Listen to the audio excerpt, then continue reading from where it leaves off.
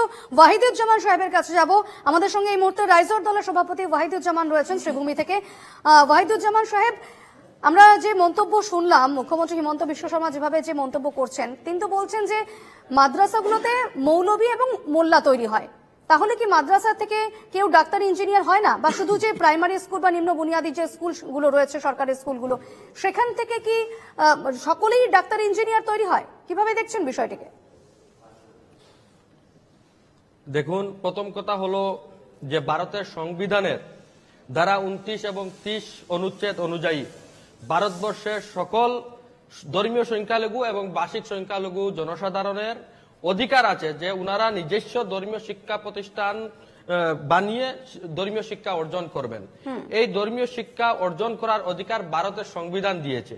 এই সংবিধানের নামে শপথ খেয়ে মুখ্যমন্ত্রীর আসনে বসে হিমন্ত বিশ্ব শর্মা মহোদয় যে মন্তব্য করেছেন, সেটা আমি মনে করি এই সংবিধানের সাথে বিশ্বাসঘাতকতা করা হচ্ছে, সংবিধানের বিরোধিতা করা হচ্ছে। দ্বিতীয় কথা হলো, আপনারা দেখেছেন যে হিমন্ত বিশ্ব শর্মার যে এই মন্তব্য, এটাকে আমি সম্পূর্ণ রাজনৈতিক উদ্দেশ্য প্রণোদিত মনে করছি। কারণ মাদ্রাসার ছাত্র এবং মোল্লা মৌলবীদের সাথে হিমন্ত বিশ্ব শর্মার অত্যন্ত সুসম্পর্ক রয়েছে এবং গোপন সম্পর্ক রয়েছে। আপনারা ওনার সাথে মাদ্রাসার ছাত্র এবং মৌলবীদের সাথে যে সম্পর্ক, সেটার ছবি আপনারা বা ভিডিও আপনারা সচরাচর মিডিয়া দেখতে পাচ্ছেন। উনি হয়তো জানেন না যে ভারতের স্বাধীনতা আন্দোলনে 57,700 উলামায়ে কেরাম শহীদ হয়েছিল মাদ্রাসার ছাত্ররা, এবং লক্ষ লক্ষ মাদ্রাসার ছাত্ররা মৌলবীরা প্রাণ দিয়েছিল ভারতকে স্বাধীন করতে গিয়ে। উনার এই মন্তব্য সেই স্বাধীনতা সংগ্রামী মাদ্রাসার ছাত্রদেরকে অপমানিত করেছে। আর মাদ্রাসার পড়াশোনা করে ডাক্তার ইঞ্জিনিয়ার থেকে আরম্ভ করে ভারতবর্ষের বা আসাম সরকারের এমন কোন ডিপার্টমেন্ট নেই যে ডিপার্টমেন্টে মাদ্রাসার ছাত্ররা চাকরি করতেছে না। এমনকি সেনাবাহিনীতেও মাদ্রাসার ছাত্ররা আছে। তো মাদ্রাসার ছাত্রদেরকে নিয়ে উনার যে মন্তব্য, এটা হলো 2026 যে বিধানসভা নির্বাচন আসছে, সেইটাকে হিন্দু মুসলমানের মধ্যে একটা বিদ্বেষ সৃষ্টি করে উনি বুট বৈতরণী পার হতে চাচ্ছেন। আপনারা দেখেন যে মেঘালয় ইউএসটিএম ইউনিভার্সিটি আছে, যেটা মেহবুবুল হক সাহেব বানিয়েছেন, তিনি আমাদের মাদ্রাসার ছাত্র। আর হাইকোর্টে অনেক অ্যাডভোকেট আছেন যারা মাদ্রাসায় পড়াশোনা করেছেন। মাদ্রাসায় পড়াশোনা করে মিডিল ইস্টে গিয়ে বা বিদেশে গিয়ে অনেক মাদ্রাসার ছাত্ররা ইনকাম করতেছে, করে আমাদের দেশের যে ইকোনমিক ভাবে ডেভেলপমেন্ট করতেছে। হিমন্ত বিশ্ব শর্মা মহোদয়কে আমি একটা প্রশ্ন করতে চাই যে তিনি যদি এত মাদ্রাসা বিদ্বেষী হয়ে থাকেন বা সমস্ত মাদ্রাসায় উনারা সমস্ত ভারতবর্ষের মাদ্রাসা শিক্ষা বন্ধ করতে চাচ্ছেন, তাহলে উনারা কেন আজ থেকে কিছুদিন পূর্বে একজন মোল্লাকে, আফগানিস্তানের যিনি পররাষ্ট্রমন্ত্রী আছেন আপনার আমির খান মুত্তাকি, উনারা কেন জামাই আদর দিয়ে দেওবন্দ মাদ্রাসায় নিয়ে গেলেন? উনাদের তো সেটা করা উচিত হয়নি, যেহেতু উনারা মাদ্রাসা বিরোধী এবং মোল্লা বিরোধী। উনারা কেন উনাকে জামাই আদর দিয়ে এখানে আপনারা দেওবন্দ মাদ্রাসায় নিয়ে গেছেন? তো উনারা এগুলা লোক দেখানো করছেন।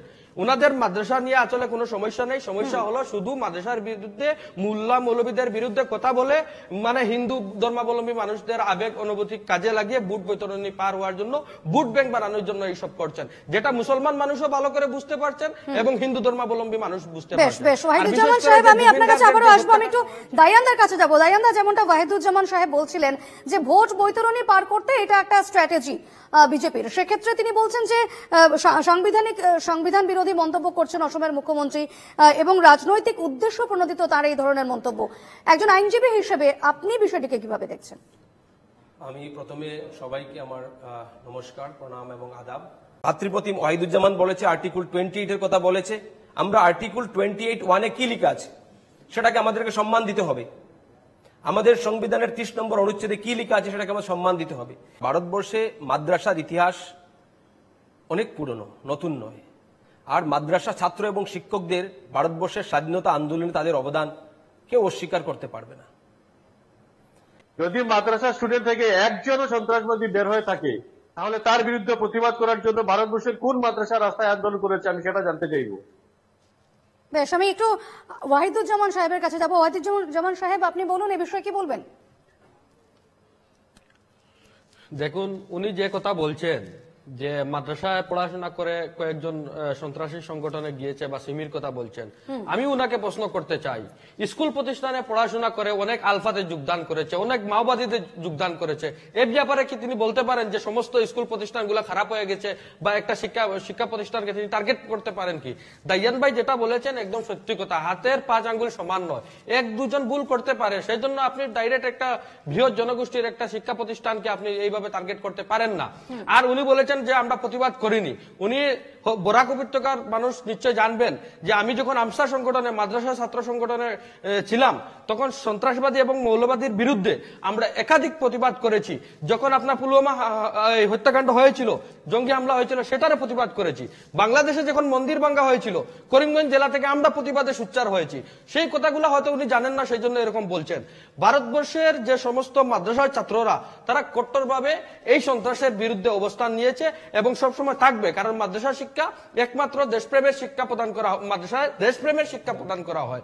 আমাদের ইসলাম ধর্মেই বলা হয়েছে দেশপ্রেম ইমানের অঙ্গ। তো ওই কথাগুলো তিনি বলছেন না কেন? যে আমাদের ভারতবর্ষের প্রথম যিনি শিক্ষামন্ত্রী ছিলেন মৌলানা আবুল কালাম আজাদ, তিনি তো মাদ্রাসায় পড়াশোনা করে মৌলানা হয়েছিলেন, যিনার মাধ্যমে এই আমাদের ভারতবর্ষে শিক্ষার এক নবযুগের সূচনা হয়েছিল। তারপর আপনার ঈশ্বরচন্দ্র বিদ্যাসাগর, তিনিও তো ছোটবেলায় মাদ্রাসায় মক্তবে পড়াশোনা করেছেন।